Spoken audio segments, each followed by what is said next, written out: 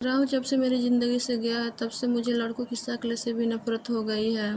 उसे मैंने बहुत प्यार किया और जब वह बिना किसी से बताए एक दिन ऐसे ही भाग गया तब मुझे लगा कि दुनिया में प्यार नाम की कोई चीज़ ही नहीं है। अब मैं जैसे बिना दिल वाली इंसान बन गई हूँ। मुझे कुछ भी महसूस नहीं होता क्योंकि अब मुझे लगता है कि इससे बड़ा मेरी लाइफ में क्या होगा। इसलिए आज मेरे पापा मम्मी के बोलने पर मैं तैयार हो गई एक लड़के से शादी करने को। पापा का बोलना था कि एक बार उस लड़के से मिल लो। मैंने मना किया क्योंकि जिसको मैं इतने सालों तक साथ में रहकर नहीं पहचान पाई तो अब एक छोटी सी मुलाकात से एक अजनबी को क्या पहचान पाऊंगी। लेकिन लड़का भी मुझसे मिलना चाहता है। मैंने उसको मिलने को हामी भर दी। सच कहूँ तो मुझे अब किसी भी बात से कुछ फर्क नहीं पड़ता है। हमारा मिलना तय हुआ डिनर पर। पापा और मम्मी चाहते हैं कि मैं अकेले ही मिलने उससे जाऊँ। मैं जैसे मुर्दा हूँ। मुझे अब कुछ फर्क नहीं पड़ता। मेरा हाथ में जो आया मैंने पहन लिया और पहुँच गई।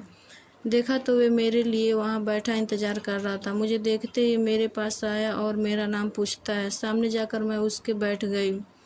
उसकी आंखों में चमक थी लेकिन मैं इस चमक को जानती हूँ। यह हर लड़का दिखाता है पहली मुलाकात में। राहुल मुझे छोड़कर गया लेकिन ज़िंदगी का बहुत बड़ा सबक मुझे सिखा कर गया है।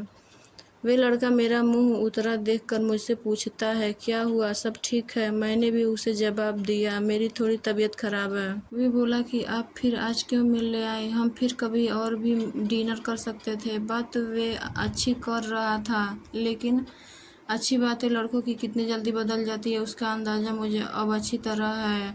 मैंने उसे कहा नहीं मैं ठीक हूँ, कोई बात नहीं।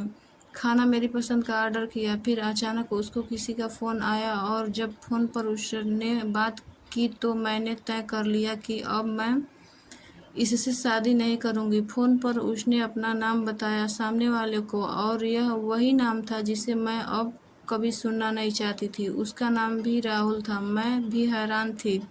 मैं इतनी ज़्यादा खोई हुई थी कि अभी तक मैंने उसका नाम नहीं पूछा। ना पापा मम्मी से ना ही उससे। मैं एकदम से खड़ी हो गई और उसको बोला कि मैं जा रही हूँ, मेरी तबीयत ज़्यादा ख़राब है। वे जैसे घबरा गया। मुझसे बोलता है कि मैं छोड़ देता हूँ आपको गाड़ी से, पर मुझे अब उसके मुंह से कही हर बात कांटे की तरह चुभ रही थी। उसको बिना जवाब दिए मैं वहाँ से चली जा रही थी। वे मेरे पीछे पीछे आ रहा था। मेरी आंखों से अब आंसू टपकने लगे और मैं बाहर टैक्सी या ऑटो का इंतज़ार करने लगी। आंखों में आंसू देखकर उसने मेरी बाँह पकड़ी और मुझे गाड़ी में बैठने को कहा। उसने मेरी बाँह पकड़ी, बस इतना तो बहुत था मेरे अंदर की आग को निकालने के लिए, और मैंने उसके मुंह पर जोर से एक थप्पड़ मार दिया। वे जैसे हक्का बक्का रह गया। और फिर उस राहुल की भड़ास इस राहुल पर निकली और मैंने कहा तुम लड़के अपने आप को समझते क्या हो, जो मन चाहा वो करोगे क्या? जब तुम्हारा मन किया किसी का हाथ पकड़ लेते हो, जब मन किया बिन बताए भाग जाते हो। और वे बस चुपचाप मुझे खड़ा देखता रहा। टैक्सी आई और मैं बैठकर वहाँ से चली आई। आते वक्त मैंने उसका चेहरा भी नहीं देखा।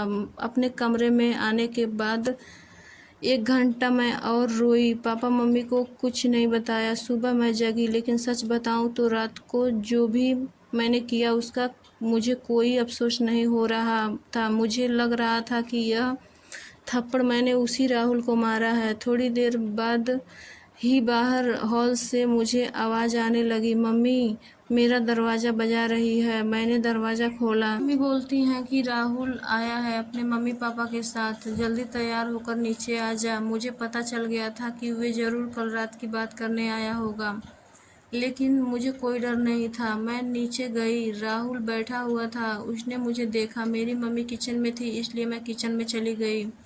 उनके चेहरे पर स्माइल थी। मुझे बोलती हैं कि राहुल और उसके घरवाले ने हाँ कर दिया और जल्दी शादी करना चाहते हैं। अब मुझे कुछ समझ नहीं आया कि जिस लड़के को मैंने कल थप्पड़ मारा, जाने अनजाने, जिसे मैंने अपने एक्स बॉयफ्रेंड के बारे में बता दिया, वे मुझसे शादी को कैसे राजी हो गया। ऐसे तो मेरे लिए उसका नाम ही काफ़ी था ना करने को। पर इस बात का जानने के लिए मैंने मम्मी को बोला कि मम्मी उसी से बात करनी है। वे फिर मेरे कमरे में आया और पहली बार मुझे लगा मैंने उसे देखा। देखने में बुरा नहीं है, बोला जाए तो हैंडसम था। तब मुझे यह भी पता चला कि ऐसे क्यों बोलते हैं कि गुस्से में इंसान अंधा हो जाता है।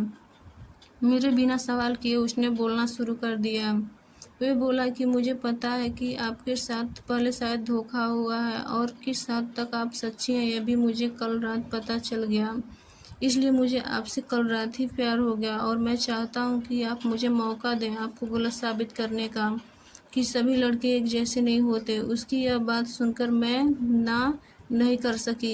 एक वे राहुल था जो मुझे प्यार पर से विश्वास उठा गया और एक यह राहुल था जो फिर से मुझे बिलीव करा रहा था कि प्यार होता है।